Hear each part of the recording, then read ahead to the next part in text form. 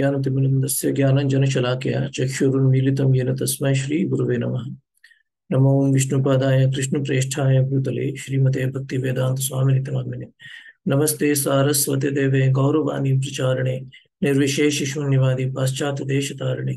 जय श्री कृष्ण चैतन्य प्रभु नित्यानंद श्री अद्वैत गदाधर श्रीवासादि गौर भक्तवृंद।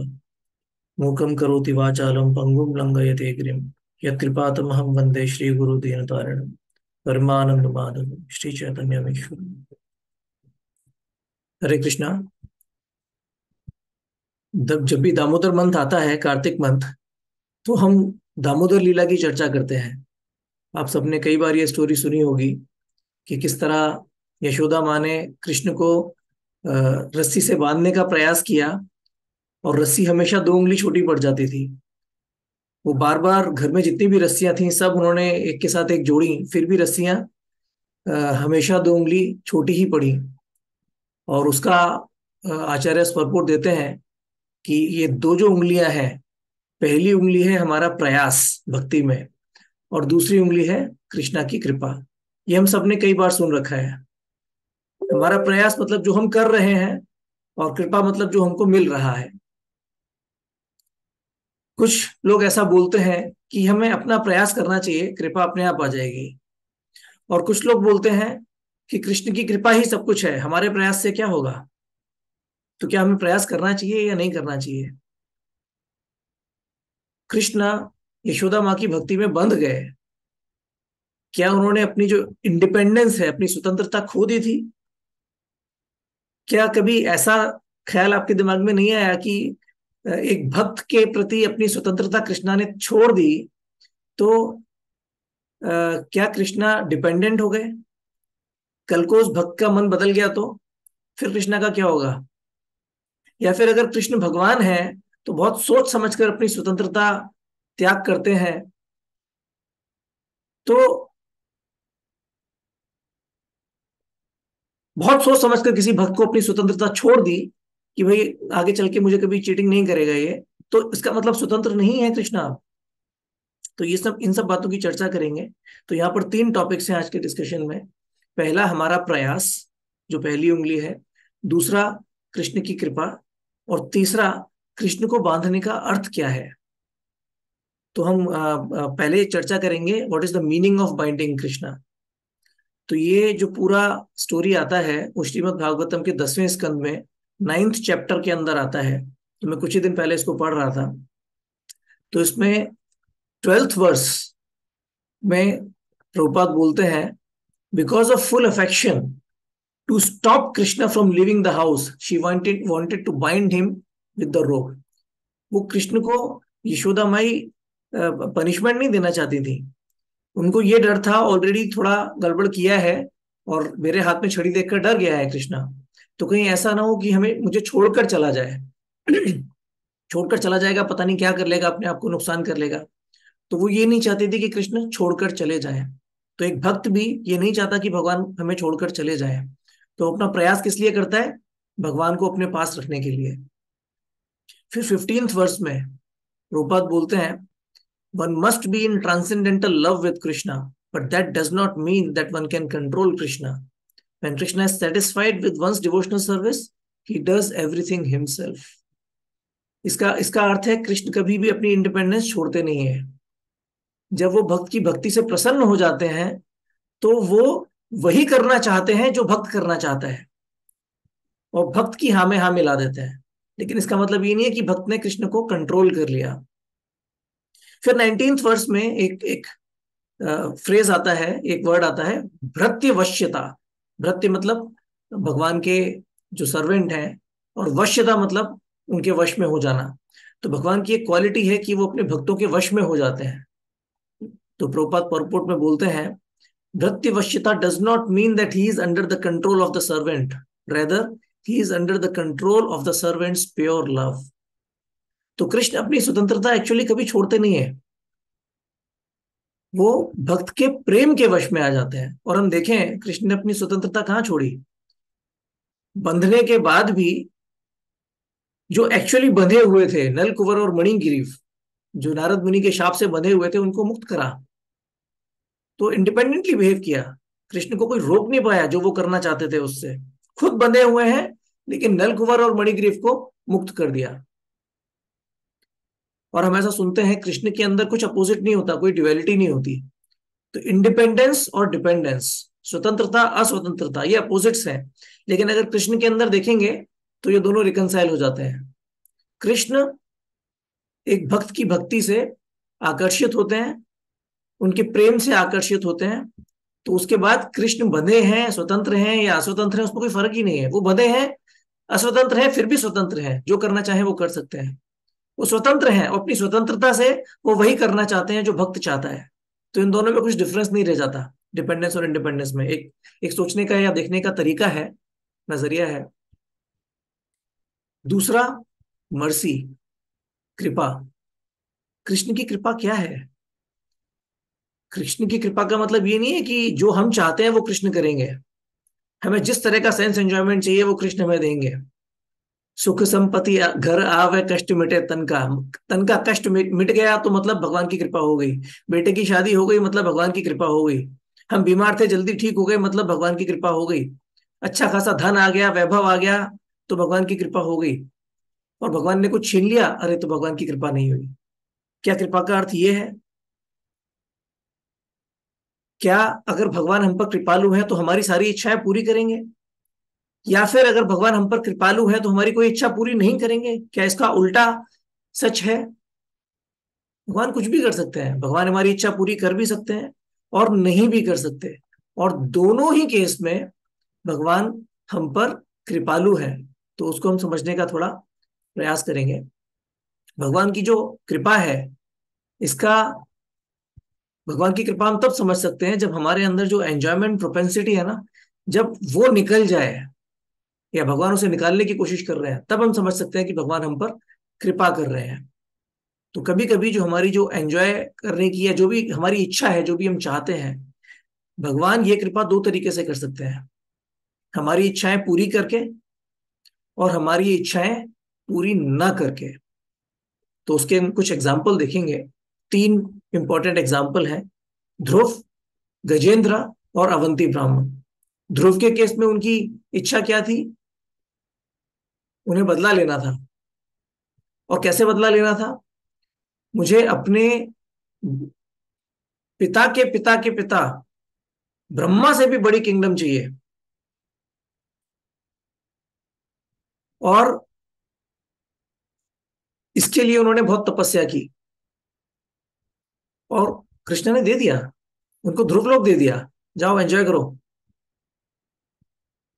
लेकिन उसका उसका असर क्या हुआ? क्या वाकई में ये कृष्ण की कृपा थी? ये हम इस चीज से समझ सकते हैं कि जब उनकी इच्छा पूरी हो गई, तब उनको भक्ति का मतलब भी समझ में आ गया और उनको बड़ा अफसोस हुआ। और वो क्या बोलते हैं? काचम विचिन्वन अपि दिव्य रत्नम स्वामिन कृतार्थोस्मि वरम न याचे। स्वामी, मैं कांच के टूटे हुए टुकड़े ढूंढ रहा था, क्योंकि थोड़ी सी चमक कांच में भी होती है। लेकिन मुझे क्या मिल गया? मुझे एक दिव्य रत्न मिल गया। एक कांच के टूटे हुए टुकड़े और दिव्य रत्न के बीच में कितना फर्क है? कांच का टुकड़ा तो यूजलेस है, वो झाड़ू लगा के साफ करना पड़ता है कि किसी के चुभ नहीं जाए। हम ये नहीं बोलते अरे कांच की बोतल टूट गई, जमीन में छोटे छोटे कांच हो गए, कितने चमक रहे हैं, कितना आनंद आ रहा है। ऐसा कोई नहीं बोलता, डर जाते हैं कि पैर में चुभ नहीं जाए। तो जो उनकी इच्छा थी, ब्रह्मा से भी बड़ी किंगडम, और वो जब मिली तो बोले कि ये तो कांच के टुकड़े हैं, मैं कांच के टुकड़े ढूंढ रहा था। ब्रह्मा से बड़ी जो यूनिवर्स में सबसे बड़ी चीज है वो मैं ढूंढ रहा था, वो कांच के टुकड़े के बराबर है। जो आपका जो प्रेम, जो आपकी भक्ति के सामने। और अभी मुझे आपकी भक्ति मिल गई, आपके दर्शन हो गए, तो मैं पूरी तरह संतुष्ट हूं, मुझे कुछ नहीं चाहिए। जो मैं आपसे मांग रहा था, जिसके लिए मैंने तपस्या की, मुझे वो भी नहीं चाहिए, वो तो बेकार है आपकी भक्ति के सामने। लेकिन फिर भी कृष्णा ने दे दिया। और फिर उसके बाद उनको बोला कि अब अपने पिता के पास वापस लौट जाओ। तो जब वो अपने पिता के पास वापस लौट रहे थे तो इनको इतना अफसोस हो रहा था, इतने दुखी थे, ये मैंने क्या कर दिया, क्या मांग लिया भगवान से, क्यों मांगा मैंने। अपने आप को कोस रहे थे। भागवतम में इसका डिस्क्रिप्शन आता है। क्यों? वो अपनी इच्छा को कोस रहे थे, ये एंजॉय करने की जो इच्छा थी, या ब्रह्मा से बड़ी किंगडम मांगने की जो इच्छा थी। ऐसे ही एक बार मेरे साथ हुआ। जब कोई हमको कुछ दे देता है ना, और हमको लगता है कि यार ये मैं डिजर्व नहीं करता, तो बहुत बुरा लगता है। या फिर ये क्या कर रहा था मैं, क्यों कर रहा था मैं। जब मैं मंदिर में रहता था, तो राधे श्याम प्रभु डिवोटीज को बोलते थे कि अपने जो कपड़े हैं थोड़े साफ रखो, अच्छे से धोया करो। लेकिन हमने एक चीज और सुनी थी, प्योरिटी मतलब एक बार आपने पानी का टच कर दिया तो चीजें प्योर हो जाती हैं। Water is a purifying agent. और समय होता नहीं था, जॉब पे भी जाना है, टेम्पल का भी 3-4 घंटे का मॉर्निंग प्रोग्राम अटेंड करना है, सोने की भी फुर्सत नहीं है। अब कोई वॉशिंग मशीन या मेड तो थी नहीं, कपड़े भी खुद धोने हैं। तो कई बार थोड़ा शॉर्टकट मार लेते थे। धोती कुर्ते को पानी में डुबोया, निकाला और सुखा दिया, तो धोती कुर्ते काले हो गए थे। तो बोलते बोलते थक गए, तो एक दिन आनंद ये राधेश्याम प्रभु ने एक डिवोटी को भेज के, आचार्य आचार्य रत्न प्रभु को भेज के मुझे एक कुर्ता गिफ्ट किया कि आपके लिए गिफ्ट है, राधेश्याम प्रभु ने दिया है। मैंने कहा अच्छा। देखा, अंदर से कुर्ता निकला। बोला अब ये नया कुर्ता पहनना, टेम्पल हॉल में बैठ के आप चैंटिंग करते हैं, शायद आपके पास कपड़े धोने का समय नहीं है, तो इसलिए आपके कुर्ते काले हो गए हैं। वो टेम्पल हॉल में अच्छा नहीं लगता, थोड़ी एंटी प्रीचिंग हो जाती है। और राधेश्याम प्रभु के बगल में वैसे ही बैठते हैं आप चैंटिंग करने के लिए, तो ये नया कुर्ता पहनकर बैठी है। मुझे इतनी शर्म आई, इतनी शर्म आई प्रभु जी, ये मैं कैसे लूं। अब दिया है तो मना भी नहीं कर सकते। तो फिर मैंने उसका जो भी लक्ष्मी थी वो मैंने दी, बट स्टिल मुझे बहुत अफसोस हुआ।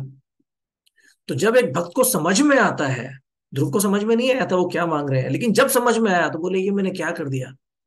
उसी तरह जब एक भक्त को समझ में आता है, और कैसे समझ में आता है, भगवान उसकी इच्छा पूरी कर देते हैं।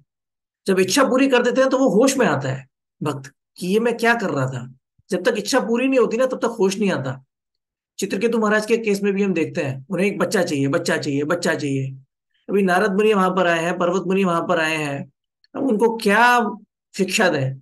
उनका ध्यान तो पूरा बच्चे में अटका हुआ है, कुछ भी शिक्षा देंगे समझ में ही नहीं आएगा। तो पहले बच्चा दिया उनको, पहले इच्छा पूरी की, फिर इच्छा फ्रस्ट्रेट हुई, बच्चा चला गया छोड़कर, मृत्यु हो गई उसकी। तब जाकर थोड़ी बात समझ में आई कि ये मैं क्या कर रहा था। तो उसी तरह कई बार इच्छा पूरी होना भी जरूरी है। जब भगवान ये समझते हैं कि इस भक्त की ये इच्छा पूरी होना जरूरी है, इसके बिना इसको बात समझ में नहीं आएगी, तब भगवान इच्छा पूरी कर देते हैं। और उसके बाद भक्त को लगता है अरे यार ये क्या गड़बड़ कर रहा था मैं। भगवत गीता में 7th चैप्टर 16th वर्स 7.16, इसके अंदर 4 तरह के सुकृति डिवोटीज को ग्लोरीफाई किया गया है। आर्तो जिज्ञासुर अर्थार्थी, ज्ञानी च भरतर्षभा। जो दुखी है, आर्तो, जिज्ञासु जो इंक्विजिटिव है, जिसकी जानने की इच्छा है कि ये क्या है, भक्ति क्या है। आर्तो जिज्ञासु अर्थार्थी, जिसको धन चाहिए, और ज्ञानी। ये 4 तरह के व्यक्ति भगवान की भक्ति करते हैं, और इनको बहुत ग्लोरीफाई किया गया है। ये शुद्ध भक्ति नहीं है, लेकिन फिर भी कृष्ण ग्लोरीफाई करते हैं। क्यों? क्योंकि एक बार किसी ना किसी तरह कृष्ण के संबंध में आएंगे, भक्तों के संग में आएंगे, भक्ति करेंगे, और फिर जब इच्छा पूरी हो जाएगी, तब समझ में आएगा अरे ये क्या इच्छा के पीछे भाग रहा था मैं, कृष्ण की भक्ति तो और भी ज्यादा बड़ी चीज है। तो अपनी भौतिक इच्छाओं को पूरी करने के बहाने भी अगर भक्तों का संग कर लिया, भौतिक इच्छाओं को पूरी करने के बहाने भी कृष्ण की भक्ति कर ली, तो हम भक्ति में आगे बढ़ जाते हैं। जैसे कई डिवोटीज इस्कॉन से कैसे जुड़े? प्रसाद। प्रसाद बहुत अच्छा मिलता है, तो प्रसाद खा खा के बाद में समझ में आया अरे प्रसाद के लिए आता था। भगवान का प्रसाद, प्रसाद मतलब कृपा, मर्सी। भगवान का प्रसाद तो कुछ कुछ और ही है। ये भी प्रसाद है, लेकिन भगवान का प्रसाद तो मन की शुद्धि है। भगवान का प्रसाद तो भक्तों का संग है, ये है। ये जो कथा चल रही है ये भी भगवान का प्रसाद है। तो हर जगह प्रसाद ही प्रसाद दिखाई देता है उसके बाद। लेकिन आते कैसे हैं? जीवा को कुछ अच्छा खाने के लिए, टेस्ट टेस्ट के लिए आते हैं। तब समझ में आता है कि असली कृपा क्या है, असली प्रसाद क्या है। दूसरा एग्जाम्पल है गजेंद्र का। जब गजेंद्र का पैर मगरमच्छ ने पकड़ लिया, तो उन्होंने प्रार्थना की भगवान से कि आप मुझे यहां से निकालिए। तो 8th कैंटो में 3rd चैप्टर में गजेंद्र की प्रेयर्स हैं। उसके अंदर स्पेसिफिकली जो वर्स 20 और 21 है, इसमें गजेंद्र क्या बोलते हैं? आपके जो भक्त है ना, वो आपसे कुछ भी नहीं मांगते, लेकिन मैं आपसे मांग रहा हूं कि आप मुझे यहाँ से निकाल दीजिए इस सिचुएशन से। क्यों? क्योंकि मैं फंसा हुआ हूं, मैं हेल्पलेस हूं। तो उसके अंदर प्रभुपाद परपोर्ट में बोलते हैं कि कभी कभी कोई भक्त जब हेल्पलेस होता है, तब वो कुछ भौतिक इच्छाएं पूरी करने के लिए भगवान से प्रार्थना करता है कि मेरे बेटे की शादी, मेरी बेटी की शादी करा दो, या मेरी जॉब लगवा दो, मैं फंसा हुआ हूं, मुझे यहाँ से निकालो भगवान। मैं अपने घर का मेंटेनेंस कैसे करूंगा, मेरी जॉब नहीं है, मुझे अपनी फैमिली का ध्यान रखना है। तो इस टाइप की बहुत ज्यादा क्रिटिकल सिचुएशन आ जाती है, या जब आपका शरीर बहुत ज्यादा दर्द में है, आप बहुत बीमार हैं, एकदम हेल्पलेस फील कर रहे हैं कि भगवान मुझे यहाँ से निकालो प्लीज। मेरा बैक पेन का प्रॉब्लम हुआ था 2 महीने, प्रैक्टिकली 1.5 से 2 महीने बेड रिडन था मैं। तब मुझे समझ में आया कि काहे की भक्ति, मैं तो दर्द से ही परेशान हूं, मुझे नींद नहीं आ रही। तब भगवान से कभी कभी प्रार्थना करता था कि मुझे यहाँ से निकालिए भगवान, मैं कहाँ फंस गया हूँ। तो गजेंद्र ने भी वही किया, और गजेंद्र को पता भी है कि दिस इज नॉट प्योर भक्ति, शुद्ध भक्ति नहीं है ये। तो उसके बाद जो वर्स 25 है, 5 वर्ष के बाद क्या बोलते हैं गजेंद्र? मुझे जीने की और इच्छा नहीं है। मैं ये नहीं चाहता कि आप मुझे इस मगरमच्छ के फंदे से बाहर निकालें और उसके बाद मैं फिर से वापस गजेंद्र बन के एंजॉय करूं अपने हाथी बच्चों के साथ और हाथी पत्नियों के साथ। उनका मुझे मुझे आप यहाँ ये जो हाथी के शरीर के अंदर जो इग्नोरेंस है, इससे आप मुझे बाहर निकालिए। ये जो इस शरीर में है, मैं भूल गया हूं कि भक्ति क्या है, हम शरीर नहीं आत्मा है, ये जो आवरण है, इससे आप मुझे बाहर निकालिए, मुझे जीने की इच्छा नहीं है। तो हमें समझ में आता है कि वो प्रार्थना करते जा रहे हैं, लेकिन उनकी एंजॉइंग प्रोपेंसिटी निकल रही है या निकल गई है। एंजॉय करने के लिए नहीं कह रहे कि आप मुझे यहां से निकालिए, वो हेल्पलेस फील कर रहे हैं। तो ये जो गजेंद्र का एग्जाम्पल है सबसे ज्यादा इंपॉर्टेंट है। हमें समझना चाहिए सत्य क्या है। हम शरीर नहीं है, आत्मा है, ये सत्य है। हम सपना देख रहे हैं, एक एक सपने जैसा है कि हम अपने आप को ये शरीर समझ रहे हैं, लेकिन उस सपने के अंदर जो हमको तकलीफ हो रही है, वो सत्य है, वो हम महसूस कर रहे हैं। जब आप सो रहे हैं और सोते सोते एक एक नाइटमेयर आता है आपको कि एक शेर मुझे खा रहा है, एक शेर मेरे पीछे पड़ा हुआ है, या मैं डूब रहा हूं, तो वो गलत है, लेकिन वो जो तकलीफ है ना, वो सच है, उसको इग्नोर नहीं कर सकते। जब तक वो तकलीफ वो तकलीफ कैसे जाएगी? जब सच समझ में आएगा। कोई दूसरा व्यक्ति, जैसे कोई बच्चा है, बच्चों को खिलौना देते हैं ना खेलने के लिए, उनको ये तो नहीं बोलते अरे क्या बच्चों जैसी बातें कर रहे हो, ये खिलौने खिलौने में क्या तुमने दिमाग लगा रखा है, भगवान की भक्ति करो। कोई नहीं बोलता, क्योंकि उनको पता है कि इसका दिमाग खेल में फंसा हुआ है, और खेल से कैसे निकलेगा? डांट मार के, या उसको गीता के प्रवचन सुना के नहीं निकलेगा। और अगर आप उसके संग कुछ भी उसको फिलॉसफी सुनाने की कोशिश करेंगे, तो वो और ज्यादा दुखी हो जाएगा। कौन दुखी होगा? आत्मा दुखी होगी। तो इसलिए हम बच्चे को खेलने देते हैं, फल को पेड़ पर पकने देते हैं, फल को गालियां नहीं देते, तुम पके हुए क्यों नहीं हो, छोड़ो इस पेड़ को, बी डिटैच्ड। अगर वो जबरदस्ती प्रीमेच्योर डिटैचमेंट करवा देंगे उस आम का, तो सबसे मीठा फल क्या है? आम। और सबसे खट्टा फल क्या है? कच्चा आम, कच्ची कैरी। सबसे खट्टा भी वही है और सबसे मीठा भी वही है।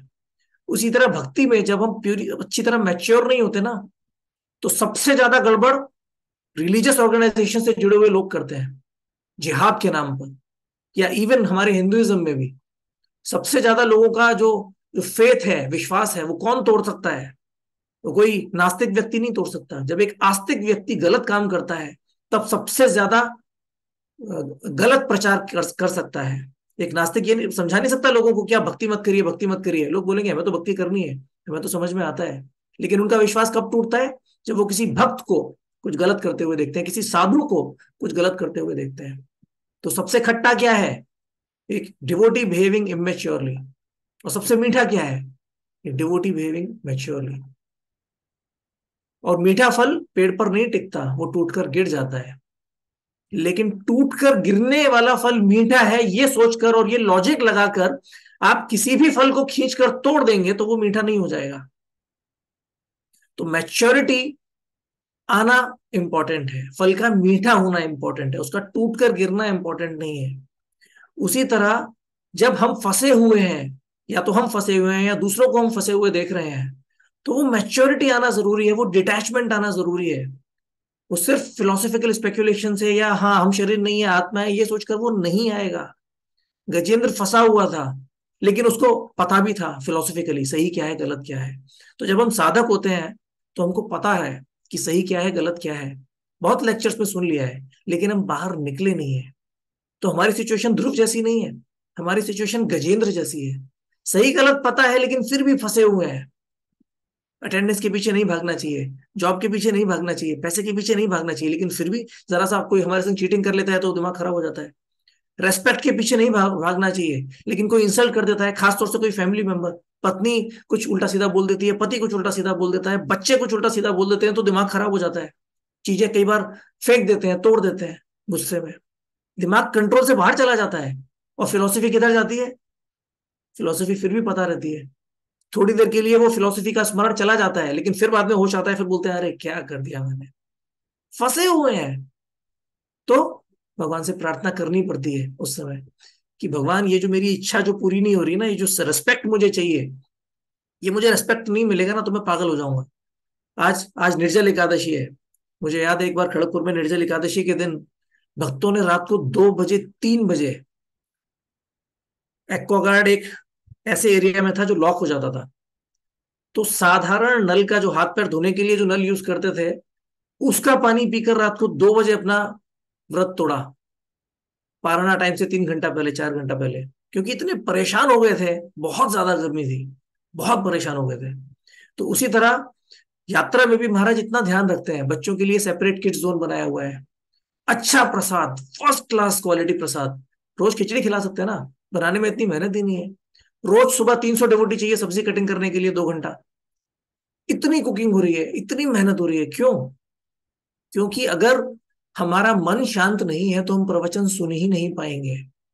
अगर हमारे बच्चे हमें परेशान कर रहे हैं तो बच्चों को संभालेंगे या राधानाथ महाराज के प्रवचन सुनेंगे? तो इन सब बातों का ध्यान रखते हैं। एक बार महाराज ने पूछा किसी भक्त से कि इस यात्रा में तुम्हें सबसे अच्छा क्या लगा? महाराज प्रसाद कितना अच्छा था, सारा अरेंजमेंट कितना अच्छा था, उसने सब कुछ बोल दिया। उसके बाद महाराज ने अपने क्लोज डिवोटी को बोला, ये सब सुनने के बाद ना आई एम डिसगस्टेड। मेरा ऐसा मन करता है कि ये यात्रा बंद कर देनी चाहिए। इस यात्रा के अंदर सबसे इंपॉर्टेंट चीज है जो मैं कथा करता हूं, उसी से भक्तों का मन शुद्ध होने वाला है। और उस कथा पर ही भक्तों का ध्यान नहीं है। भक्तों का ध्यान है कि क्या प्रसाद है, क्या फैसिलिटीज हैं, एंजॉय करने आते हैं क्या यहाँ पर। तो एसेंस ही छूट गया। लेकिन वो चीजें इंपॉर्टेंट हैं, तो वो चीजें भी इंपॉर्टेंट हैं क्योंकि वो हमें एसेंस पर फोकस करने में हेल्प करती हैं। एसेंस क्या है? हियरिंग। एसेंस क्या है? ट्रांसफॉर्मेशन। तो कई बार हमें अपनी, अभी महाराज के वहां पर 4 लेक्चर हुए, 16 तारीख को, 18 तारीख को, 20 और 21 तारीख को। 16, 18, 20 ये 3 मैंने अटेंड किए। 21 तारीख को मैं वहां पर नहीं था, वहां से निकल गया था। तो 20 तारीख को मेरा दिमाग थोड़ा विचलित था, डिस्टर्ब था कुछ चीजों को लेकर, तो मैं पूरी कथा सुन ही नहीं पाया। तो मुझे वो सेटिस्फेक्शन चाहिए, जो डिस्टरबेंस है वो डिस्टरबेंस हटाना है अपने मन से, इसलिए नहीं ताकि मैं थोड़ा अच्छा फील कर सकूं, देखो अभी लाइफ कंफर्टेबल हो गई, नहीं। वो डिस्टरबेंस हटाना इसलिए जरूरी है ताकि मैं महाराज के लेक्चर सुन सकूं। मुझे बहुत अफसोस हुआ कि ये जो डिस्टरबेंस है इसके चक्कर में महाराज का लेक्चर नहीं सुन पाया। तो उसी तरह हमारे लाइफ में कई बार सिचुएशंस ऐसी आती हैं जब हमें भगवान से प्रे करना पड़ता है। वो करना भी चाहिए, और रिग्रेट के साथ करना चाहिए। हम जस्टिफाई कर देते हैं, इतना तो करना पड़ेगा ना भगवान, मतलब बीवी बच्चों का ध्यान रखना पड़ता है ना, फैमिली का भी ध्यान रखना पड़ता है ना। हम सुबह जपा में क्यों नहीं आ पाते? अरे फैमिली का भी ध्यान रखना पड़ता है, बच्चों का भी ध्यान रखना पड़ता है, बच्चे स्कूल जाते हैं उनको भी देखना है, घर में बूढ़े माँ बाप है उनका भी ध्यान रखना है, जॉब पर भी जाना है। तो ये प्रैक्टिकल नहीं है, प्रैक्टिकल नहीं है, समझ गए?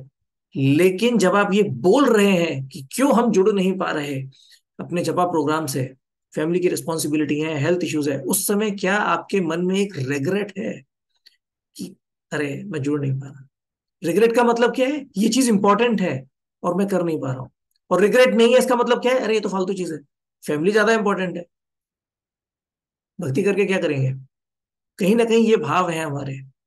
तो रिग्रेट, मैं कर नहीं पा रहा, ये ज्यादा इंपॉर्टेंट है, बट मैं कर नहीं पा रहा, रेदर देन जस्टिफाइंग प्रैक्टिकली। अरे प्रभु जी प्रॉब्लम है इसलिए नहीं कर पा रहा। अरे ऐसे नहीं, तो जी प्रॉब्लम है, मैं करना चाहता हूं बट कर नहीं पा रहा, और शायद मेरे अंदर उतनी इच्छा भी नहीं है, वो इच्छा मैं कहां से लाऊं। कोई प्रैक्टिकल प्रॉब्लम नहीं है एक्चुअली। यात्रा के अंदर भी डिवोटीज ने 3-3 3.5 घंटे पूरे कर लिए थे, अपनी अटेंडेंस लगी है डिवोटीज की, 100% चल रही है। फिजिकल कोई प्रॉब्लम नहीं है, प्रॉब्लम मेंटल है। या तो फिजिकल या तो मेंटल, जो भी प्रॉब्लम है, उस प्रॉब्लम को सोचकर क्या हम रिग्रेट करते हैं, अरे अफसोस करते हैं कि इस प्रॉब्लम के चलते मैं भगवान का भजन नहीं कर पा रहा, मैं भगवान का ध्यान नहीं कर पा रहा। वो सबसे ज्यादा इंपॉर्टेंट है। तो गजेंद्र की प्रेयर में ये बहुत ब्यूटीफुल चीज है। फिर तीसरा एग्जाम्पल आता है अवंती ब्राह्मण का। तो गजेंद्र की भगवान ने प्रार्थना सुनी, उनकी इच्छा पूरी करी, ध्रुव की इच्छा पूरी करी। ध्रुव को जब इच्छा पूरी हुई उसके बाद रिग्रेट हुआ। गजेंद्र को पहले से ही रिग्रेट था, क्योंकि पहले से ही समझ में आ गई थी बात। और अवंती ब्राह्मण के केस में क्या हुआ, उनकी तो इच्छा ही पूरी नहीं हुई, सब कुछ चला गया उनका, बहुत तिरस्कार हुआ, बहुत इंसल्ट हुई। बट रियलाइजेशन आ गया। वो क्या था, भगवान की कृपा थी। उसी तरह शिल प्रभुपाद का जब विवाह होने वाला था, तो जिस कन्या से उनका विवाह हुआ, वो किसी और से करना चाहते थे, किसी और सुंदर कन्या से विवाह करना चाहते थे। तो उनके पिता ने क्या कहा, जिस स्त्री से तुम्हारा विवाह हो रहा है वो अच्छा है तुम्हारे लिए, अदरवाइज तुम घर गृहस्थी में फंस फंस जाओगे, ज्यादा अटैचमेंट होगा तुम्हें अपनी वाइफ से, तो ये तुम्हारे लिए भक्ति के लिए अच्छा है। तो प्रभुपाद को बात समझ में आ गई। उसी तरह उनका बिजनेस में बहुत लॉस हुआ, तो उस समय उन्होंने एक श्लोक पढ़ा, 10.88.8 भागवतम में, यस्य हम अनुगृह्णामि हरिष्ये तद्धर्म शनय। उनको समझ में आया कि ये भगवान की कृपा है। तो भगवान की कृपा कुछ भी हो सकती है। तो हमें देखने का जो नजरिया है वो ये नहीं होना चाहिए कि मेरी इच्छा पूरी हुई या नहीं हुई। देखने का नजरिया ये होना चाहिए कि मैं कितना पका, मैं कितना, मेरे अंदर डिटैचमेंट आया। तो ये है भगवान की मर्सी, कृपा। फिर लास्ट, समय थोड़ा कम है, मैं थोड़ा जल्दी करने का प्रयास करूंगा। एंडेवर, हमारा एंडेवर क्या होना चाहिए, एंडेवर के बारे में लास्ट क्लास में हमने काफी चर्चा की थी। प्रयासश्च अति प्रयास। तो सही प्रयास क्या है, प्रयास वो नहीं है जो हम अपने सेंसेस को सेटिस्फाई करने के लिए करते हैं। प्रयास वो होना चाहिए जो हम कृष्णा के सेंसेस को सेटिस्फाई करने के लिए करते हैं। आत्मेंद्रिय प्रीति वांछा तारे बलि काम, कृष्ण इंद्रिय प्रीति वांछा धरे प्रेम नाम। कृष्ण की इंद्रियों को संतुष्ट करने के लिए हमें प्रयास करना चाहिए, वो भक्ति है। सर्वोपाधि विनिर्मुक्तम तत्परत्वेन निर्मलम, ऋषिकेन ऋषिकेश सेवनम भक्ति रुच्यते। ऋषिकेन, भगवान के ऋषिकेश, ऋषिकेश के ऋषिक मतलब सेंसेस, जो मास्टर ऑफ सेंसेस हैं, उनके जब इंद्रियों को हम सेटिस्फाई करने का प्रयास करते हैं, वो भक्ति है। हमें, जैसा मैंने बताया गजेंद्र के एग्जाम्पल में, हमें प्रयास करना चाहिए अपने अटैचमेंट से छूटने का। आनंद वृंदावन प्रभु गृहस्थ आश्रम के बारे में क्या बोलते हैं, कि गृहस्थ आश्रम एक डिटूर है, क्योंकि मेरे सेंसेस कंट्रोल में नहीं थे इसलिए मैंने गृहस्थ आश्रम ज्वाइन किया। गृहस्थ आश्रम की ग्लोरी ये नहीं है कि मुझे एंजॉय करने के लिए मिलता है, गृहस्थ आश्रम की ग्लोरी ये है कि गृहस्थ आश्रम में मर मर के पिस पिस के मैं पकता हूं, मेरा डिटैचमेंट आता है नेचुरली। मुझे समझ में आता है बार बार मार खा खा के कि यहाँ पर रहने जैसा नहीं है। तो वो जो यहाँ पर रहने जैसा नहीं है, ये जो रियलाइजेशन आता है, ये है गृहस्थ आश्रम की ग्लोरी। गृहस्थ आश्रम में जो सेट जो जो फैसिलिटीज मिलती है एंजॉय करने के लिए, वो गृहस्थ आश्रम की ग्लोरी नहीं है। जैसे बोलते हैं, एक कुत्ता अगर बहुत भौंकता है तो रोटी डाल देते हैं। तो कुत्ते को सेटिस्फाई करना जीवन का लक्ष्य नहीं है, कुत्ते को चुप कराना जीवन का लक्ष्य है, ताकि जब कुत्ता शांत हो जाए, भौंकना बंद कर दे, तो हम कुछ और काम कर सके। कुत्ते को खिलाने में, कुत्ते को पालने में हमारा कोई इंटरेस्ट नहीं है। गली मेरा बच्चा कुत्ता लिखा, उसको पैट बनाने की कोशिश करते हैं कुछ बच्चे, कुछ लोग। गली का कुत्ता हो चाहे कैसा भी कुत्ता हो, वो उसको उसको कुछ नहीं मांग रहा, फिर भी जाएंगे, सहलाएंगे, खिलाएंगे, वो सब नहीं करना हमको, वो ग्राम में आश्रम हो जाता है। हमें रूल्स एंड रेगुलेशंस जो है उनको फॉलो करने के लिए प्रयास करना चाहिए। समय पे उठना, इतनी साधना करनी है आपको, इतना करने के लिए आपको डिटर्मिनेशन दिखाना है। तो जो भी रूल्स एंड रेगुलेशंस हैं उनको करने के लिए हमें प्रयास करना चाहिए, ताकि भगवान की कृपा मिले। और प्रयास, हम कृष्ण को बांधने का प्रयास नहीं करते, हम कृष्ण को आकर्षित करने का, एक भक्त कृष्ण को आकर्षित करने का प्रयास करता है। कि भगवान मेरी तरफ भी देखिए। हम भगवान के दर्शन लेने जाते हैं तो हम भगवान को नहीं देखते। हमें ऐसा करना चाहिए कि भगवान को हमें देखने की इच्छा हो, हमसे आकर्षित हो। ऐसा हमें प्रयास करना चाहिए। जैसा, और हमारे प्रयास से पता चलता है कि क्या हम वाकई में कृष्ण को पाना चाहते हैं। मुझे याद है एक बार जब मैं क्षमा चाहता हूँ, मैं यहाँ पर क्लास छोड़ नहीं सकता, कुछ इंपॉर्टेंट पॉइंट्स हैं। 5 से 7 मिनट शायद एक्स्ट्रा होगा, तो उसके लिए मुझे क्षमा करिए। जब मैं बहुत छोटा था, 6 साल का था शायद, 5 या 6 साल का, तो पहली बार मेरे माता पिता मुझे छोड़कर चले गए घर पे। उस समय हमारे पड़ोसी काफी अच्छे थे, तो पड़ोसियों के पास मुझे छोड़कर चले गए। तो जब वो चले गए, तो मुझे याद है मैं अपने घर के दरवाजे पर बहुत जोर जोर से दरवाजा पीट रहा था कि दरवाजा खोलो, दरवाजा खोलो। अंदर कोई है ही नहीं। जो चीज इम्पॉसिबल है वो करने की कोशिश कर रहा था। क्यों?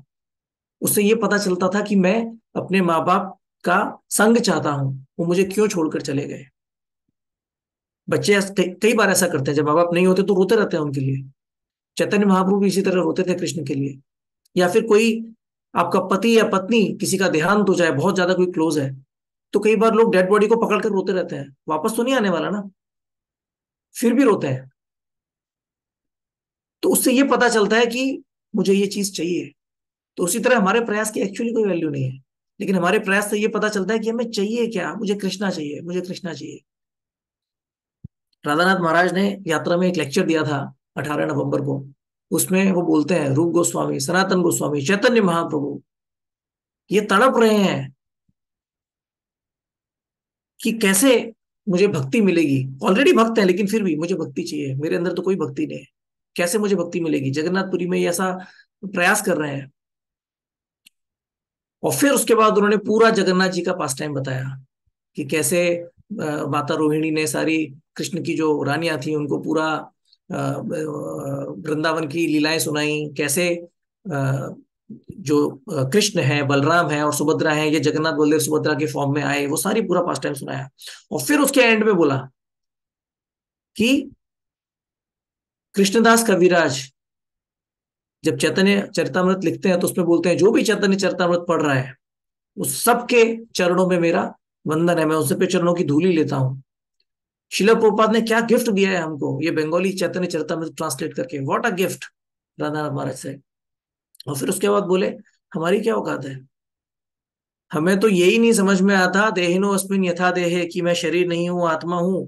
पहली जो इंस्ट्रक्शन है भगवत गीता की, कितनों को समझ में आती है? शरीर के साथ जरा सा कुछ हो जाता है तो गड़बड़ हो जाती है लाइफ में, यहाँ दर्द हो रहा है, वहां दर्द हो रहा है। क्या हमें भगवान की वृंदावन की लीलाएं समझ में आएंगी, और क्या तो जगन्नाथपुरी की लीलाएं समझ में आएंगी जो उससे भी ऊपर है। चैतन्य महाप्रभु का जो प्रेम है जगन्नाथ के लिए, क्या समझ में आएगा हमें? लेकिन फिर भी जब हम आदर के साथ ये सब चीजें हम्बली सुनते हैं, तो कहीं ना कहीं मन का शुद्धिकरण होता है। तो हमें ये नहीं समझना चाहिए अरे मुझे तो ये कथा आती है, 50 बार मैंने ये स्टोरी सुनी हुई है, क्यों सुनूं दूसरी बार। नहीं, कितनी भी बार सुन ली, लेकिन अभी तो देहनो अस्मिन पे ही अटके हुए हैं। तो बार बार सुनने से धीरे धीरे हम पकेंगे। ऐसा नहीं कि मैं कब से लटका हुआ हूँ पेड़ पे, हो गया ना अभी, और कितना लटकना है? अरे नहीं, पकना है। लटकते रहो जब तक नहीं पक जाते। कृष्णदास कविराज गोस्वामी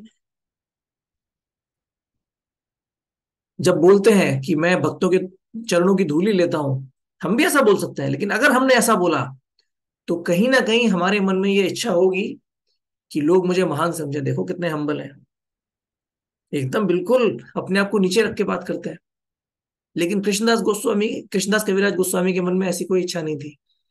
वो अपने हृदय से बोल रहे थे कि मैं हर चैतन्य चरितमृत पढ़ने वाले भक्त के चरणों की धूली लेता हूं, हृदय से बोल रहे थे। तो ये जो ह्यूमिलिटी है, ये जो विनम्रता है, जो चैतन्य कृष्णदास कविराज गोस्वामी ने दिखाई, ये हमारे प्रयास से नहीं आ सकती। ये कृष्ण का एक गिफ्ट है, ये हमको दिया जाता है, ये हमारे प्रयास से नहीं आती है विनम्रता। और ये विनम्रता कृष्ण हमको तब देंगे जब वो हमसे प्रसन्न होंगे। और हमसे प्रसन्न कब होंगे?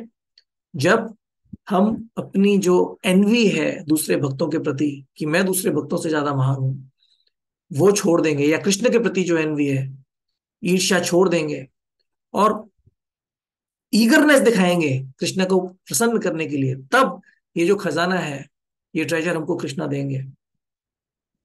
पूरी दुनिया में हर कोई किस चीज का प्रयास कर रहा है? अपनी एनवी और अपनी प्राइड को सेटिस्फाई करने का प्रयास कर रहा है। Neighbours envy, owners pride. कैसे कैसे मेरा मान सम्मान बढ़े दुनिया में, या कैसे मैं अपने दुश्मनों को उसका नाश कर दूं। भगवत गीता में आता है डिमोनियक क्वालिटीज, कि इतने मेरे दुश्मन थे, मैंने उनको मार दिया, अब देखो मैंने इतना धन एकत्रित कर लिया, मैंने ये कर लिया, मैंने वो कर लिया, और दूसरों को मैंने समाप्त कर दिया। लेकिन हमें क्या करना है? हमें उल्टा करना है। हमें प्रयास करना है कि कैसे ये एनवी और प्राइड को हम इनसे छुटकारा पाए, ताकि कृष्ण को प्रसन्न कर पाए। हमारा जो प्रयास है वो सिर्फ कृष्ण की कृपा को आकर्षित करने के लिए होना चाहिए, अदरवाइज हमारे प्रयास का कोई मतलब नहीं है। अगर हम इस चीज को भूल जाएंगे कि हम प्रयास क्यों कर रहे हैं, तो फिर उल्टा हो जाएगा। अगर हम अपने प्रयास को कृष्ण की कृपा से, वो जो दो उंगलियां हैं उन दोनों को अलग कर देंगे, प्रयास और कृपा को अलग कर देंगे, तो वो प्रयास हमको गलत गलत डायरेक्शन में ले जाएगा। तो हमारी जो भक्ति में जो भी हम प्रयास कर रहे हैं वो रिचुअलिस्टिक हो जाएगा। बस अटेंडेंस लगाने के लिए आना है, बस 16 माला करनी है। वो 16वीं माला और 17वीं माला में बहुत ज्यादा डिफरेंस हो जाता है, क्योंकि जहां 16 माला खत्म होती है वहां हमारा मान सम्मान खत्म होता है, वहां रूल्स एंड रेगुलेशंस खत्म होते हैं। इससे ज्यादा करने की आवश्यकता नहीं है। आपका जो अपने गुरु को वचन दिया था पूरा हो गया, आप अच्छे भक्त माने जाएंगे 16 माला होंगी तो। लेकिन 17वां माला प्रेम माला, जब भगवान के प्रति प्रेम होगा तभी 17वीं माला करेंगे। बच्चा वो जब दरवाजा खटखटाता है कि मेरे माँ बाप कहाँ हैं, तो ऐसा नहीं कि 3 बार खटखटाता है, 1 2 3 या 16 बार। 16 माला हो गई मेरी खटखटाने की, मेरे माँ बाप कहाँ हैं, माँ बाप कहाँ हैं, माँ बाप कहाँ हैं, क्यों मुझे छोड़ के चले गए, फिर उसके बाद अपने खेलने में लग जाता है। नहीं, वो रोता रहता है कि मेरे माँ बाप कहाँ हैं, मुझे क्यों छोड़ के चले गए। चैतन्य महाप्रभु 16 माला करके संतुष्ट नहीं होते थे, या 64 माला करके संतुष्ट नहीं होते थे, दिन रात कृष्ण का है, कृष्ण का है, कृष्ण का है। तो वो जब तक हमारे अंदर नहीं आएगा, जब तक हमें ये समझ में नहीं आएगा कि हम कृष्ण की कृपा के लिए ही ये प्रयास कर रहे हैं। क्या मिली कृष्ण की कृपा 192 राउंड्स करने के बाद? नहीं मिली। मिली, हमें ये संग मिला, बट क्या जो हमें चाहिए था वो मिल गया? क्या भगवत धाम पहुंच गए? नहीं। तो भक्त को सेटिस्फेक्शन नहीं मिल सकता। और अगर हम इस कृपा को अलग कर देंगे, हमारा जो गोल है कृपा का, तो फिर हम एक तो रिचुअलिस्टिक हो जाएंगे, जितना चाहिए उतना करा, छोड़ दिया। अटेंडेंस लग गई, छोड़ दिया। 6 घंटे हो गए, छोड़ दिया। 6 घंटे का रिक्वायरमेंट है ना 64 राउंड्स के लिए, 3 घंटे का रिक्वायरमेंट है ना गुरु जी। आज 32 नहीं हुई, 28 हुई, चलेगा, लेकिन आज 3 घंटे पूरे हो गए, अटेंडेंस लग जाएगी।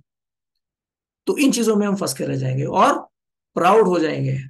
प्राइड और एनवी बढ़ेगी हमारी, कि देखो मैं कितना अच्छा भक्ति कर रहा हूँ, सारे रूल्स एंड रेगुलेशंस फॉलो कर रहा हूँ। या फिर दूसरे भक्त, अरे ये क्या कर रहे हैं, एनवी भी बढ़ जाएगी, मैं बेटर कर रहा हूँ। प्राइड और एनवी उल्टा बढ़ जाएगी। जो चीज के लिए हमें प्रयास करना है, जिन चीजों से छोड़ने का, वही चीजें और हमसे ज्यादा चिपक जाएंगी, अगर हम भूल जाएंगे कि हम कृष्ण की कृपा की प्राप्ति के लिए ये सब कर रहे हैं। तो जब हमें कृष्ण की कृपा प्राप्त होगी तब क्या होगा? हम फॉर्चुनेट फील करेंगे, और हमेशा याद रखेंगे, देखो मैं कितना लस्टी था, कितना मुझे गुस्सा आता था, भगवान की कृपा से थोड़ा कम हुआ है। We will feel grateful, we will feel fortunate, and we will feel happy. आनंदमय अभ्यासात, यही तो हमारा नेचर है। हरे कृष्णा। मैं क्षमा चाहता हूँ, मैंने थोड़ा एक्स्ट्रा समय लिया। हरे कृष्णा।